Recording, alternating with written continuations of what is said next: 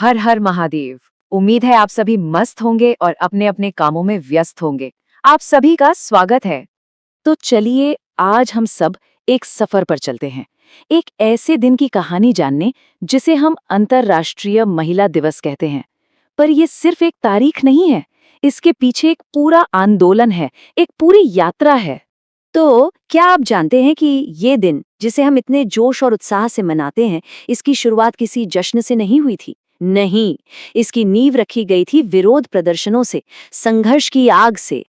ये जो 8 मार्च की तारीख है ना, ये सिर्फ कैलेंडर पर एक दिन नहीं है। इस दिन हम सलाम करते हैं उन महिलाओं को जिन्होंने सामाजिक, आर्थिक और राजनीतिक स्तर पर जीत हासिल की है। ये दिन एक रिमाइंडर है जो हमें याद दिलाता है कि एक बराबर दुनिया बनाने के लिए हमें काम करते रहना है।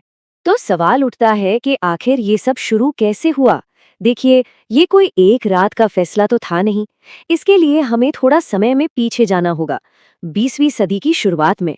चलिए उस पहली चिंगारी को ढूंढते हैं जिसने इस आंदोलन को हवा दी। और ये सफर कमाल का है। सबसे पहले 1908 में न्यूयॉर्क की सड़कों पर हजारों महिलाएं उतरती हैं, बेहतर तनख्वाह, काम के बेहतर घंटे और वोट के अधिकार के लिए। फिर 1910 में क्लारा ज़ेटकिन ने एक आइडिया दिया कि क्यों ना एक अंतर्राष्ट्रीय दिन हो महिलाओं के लिए। और देखिए, आइडिया काम कर गया। 1911 तक ऑस्ट्रिया, जर्मनी जैसे देशों में ये मनाया जाने लगा और आखिरकार 1977 में यूनाइटेड नेशंस ने इस पर अपनी मुहर लगा दी, 8 मार्च को ऑफिशियल दिन घोषित कर दिया। लेकिन एक बड़ा सवाल अब भी बाकी है। इतनी सारी तारीखें हैं, तो फिर 8 मार्च ही क्यों? आखिर क्या खास है इस डेट में? इसका जवाब छिपा है 1917 के रूस में। एक ऐसा जबरदस्त विरोध प्रदर्शन जिसने न सिर्फ रूस बल्कि सही मायनों में पूरी दुनिया का इतिहास बदल कर रख दिया। ब्रेड एंड पीस, यानी रोटी और शांति, ये सिर्फ 2 शब्द नहीं थे। ये उस वक्त की हजारों रूसी महिलाओं के दिल की आवाज थी। मांगे बहुत सीधी सादी थीं, लेकिन उनमें क्रांति छिपी हुई थी। तो फिर इस आवाज का असर क्या हुआ? बहुत गहरा असर हुआ। रोटी और शांति की मांग ने वहां के शासन को हिलाकर रख दिया और इसका सीधा नतीजा ये निकला कि रूस में महिलाओं को वोट देने का अधिकार मिल गया। सोचकर देखिए कितनी बड़ी जीत थी ये।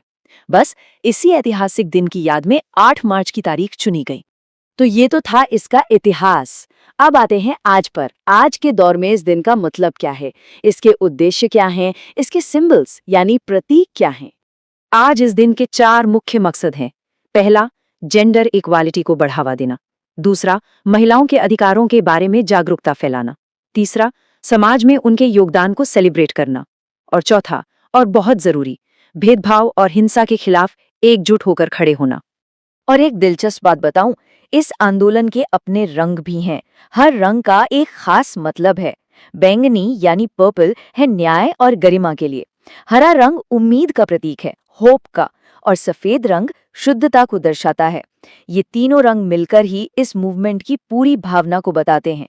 तो ये बात हमेशा याद रखने की है कि ये दिन सिर्फ एक सेलिब्रेशन नहीं है, ये एक कॉल टू एक्शन है, एक रिमेंबर है कि अभी भी बहुत कुछ करना बाकी है। और जब हम उपलब्धियों की बात करते हैं तो हमें कहीं दूर जाने की जरूरत नहीं है। हमारे अपने देश में ही इतनी प्रेरणा है। कल्पना चावला को देखिए, जिन्होंने सितारों तक का सफर तय किया। मैरी कॉम, जिन्होंने बॉक्सिंग रिंग में अपने दम पर दुनिया जीती। या फिर इंदिरा गांधी, जो देश की पहली महिला प्रधानमंत्री बनी। ये नाम सबूत हैं कि मौका मिलने पर महिलाएं क्या नहीं कर सकती। और आखिर में बात आती है इस एक सच्चाई पर कि जब महिलाएं आगे बढ़ती हैं तो पूरा समाज आगे बढ़ता है। ये लड़ाई सिर्फ महिलाओं की नहीं है, ये हम सबके बेहतर कल की लड़ाई है। तो ये पूरी चर्चा हमें एक अहम सवाल पर लाकर खड़ा कर देती है। इतने संघर्ष और इतनी प्रगति के बाद अब बराबरी के इस राह पर हमारा अगला कदम क्या होना चाहिए? जरा सोचिए। यह प्रस्तुति देखने के लिए धन्यवाद। ऐसी ही और महत्वपूर्ण जानकारी के लिए हमारे चैनल को सब्सक्राइब करें।